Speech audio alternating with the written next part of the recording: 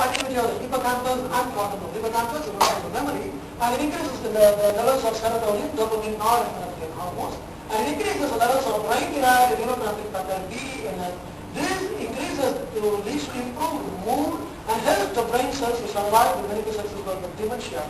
So it increases the secretion of PD and inside of the brain-derived neurotrophic factor. Neurotrophic factor is the factor which will help the trophism of the brain. Trophism means growth. So grows the brain cells is enhanced by exercise. Next, please. The very interesting point which when I came across the study was really good was it leads to a change in the gene. Genetic changes happening in the body of the body of the person. What is it? Exercise-related gene is present in the brain. It works as a very powerful antidepressant. And exercise provides protective effects in the event of brain disease or injury, which requires a high level of plasticity of the brain. And it causes the changes in the gene expression, particularly a gene located in the hippocampus area, a limbic structure highly sensitive to stress hormones. So exercise influences the gene of the person. So action of VGF. VGF gene is greatly enhanced by exercise. VGF gene is a gene located in the hippocampus, and when a person is regularly doing exercise, this VGF gene is stimulated, and that has antidepressant. So we need to argue that the effect of exercise is not only because of oxygen and the air, it is doing something in the genetic level of the person, and it increases the VGF functions and the powerful antidepressant effect. Exposure to an enriched environment, that is an environment which is good amount of oxygen, will enhance the neurogenesis in the dendrite gyrus area of the brain, and exercise leads to more expression of hippocampal PI3K of phosphatidylcholine kinase PI3K levels. The exercise has many survival promoting effect in the brain cells. The brain cells of a person who is regularly doing aerobic exercise is better saved from the harmful influences. That is our argument.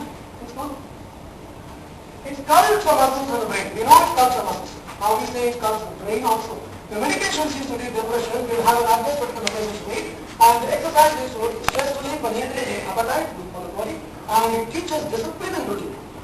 So what we are going to argue now is, we say exercise is good, we say that antidepressants given to depression persons is bad. So we say when you have depression, go and do exercise. A very different prescription to be given. Please. Next one.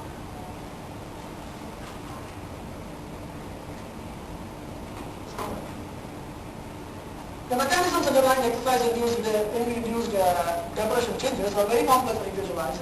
It means to say that every person is not going through the same process. And exercise improves your body image. You feel much better, your image increases, and it reconnects the view with your body. It increases the longevity of life. How? By it decreases the risk of heart disease, diabetes, and colon cancer because it increases the removal of toxins from the blood. When you exercise, you sweat. When you sweat, you remove the toxins in your body is removed, and it somewhat reduces your chances of getting these deadly diseases. And exercise leads to increased phenylalanine, and release a stimulant that leads to increased secretion of euphoria. Next slide, please. And let us see what the international community has done already previously. Blue and red have conducted the endurance training exercise in depressed persons.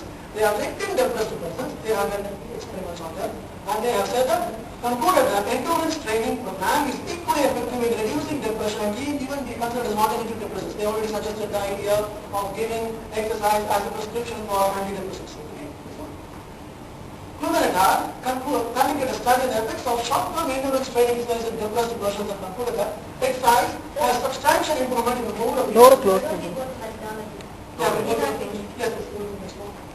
methodology. A pilot study was conducted, 100 subjects were taken, the age group of 25 to 35, and divided into two groups.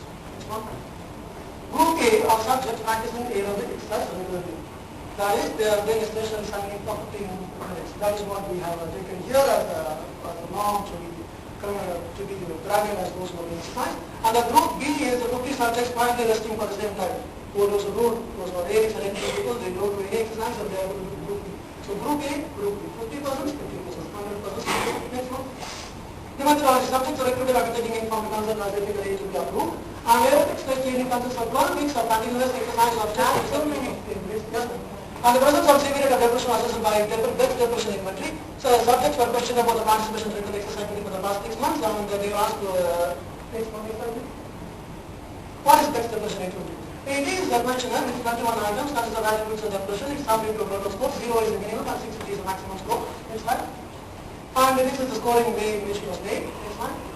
There is subjects who are putting the age, the most commonly they are putting the age of 27.9 is the age of subjects, and most of them are men. Actually, you know those who are doing exercise in men. And depression among group A is 2% compared to 78% among group B. That is, we argue here, those who do exercise, only 2% of them are having some mild depression, and 78% of those who are not exercising are having mild depression is the conclusion of our study. Now, we believe the results are not totally sufficient, because I don't want to brand things very much, because it was a very small study, done with 100 people only. So I don't want to say my conclusion to be the final. It is just we have some optimism, and there is a hypothesis, that is the subject role is this. So we are planning to conduct a bigger level of study with more number of exercises, and then we can give to a better conclusion. And in the light of this positive findings, aerobic exercise increases the prevalence of depressive symptoms. And that analysis is done by using SPSS level software. Next slide, please. So this is the diagram representation. It shows the okay, next slide. Next slide. We'll go to the conclusion. Aerobic exercises have substantial improvement in the mood of the persons, and exercise training program may even be considered as an alternative to the given antidepressants for the treatment of depression, and is a highly and significant therapeutic effect if continued over a long time. Next slide. A modest exercise program that is 3 times per week for 30 minutes with 30% of maximum heart rate is an effective treatment for patients with major depression also. The clinical benefits are particularly included among persons who have hypertension and ongoing life activity. We don't want to force anybody to exercise.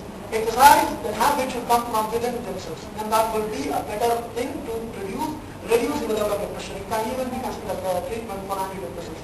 Thank you for the opportunity. Thank you.